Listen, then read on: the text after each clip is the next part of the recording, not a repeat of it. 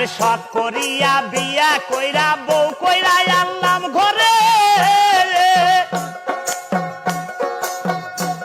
ওরে আশা ছিল ভালো মন্দ খাওয়াইবে আমারে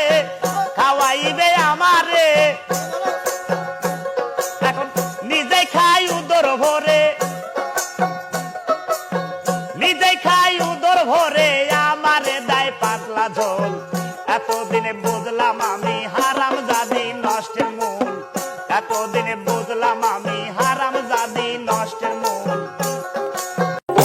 আরে সেই না কাটা চুলিতে রে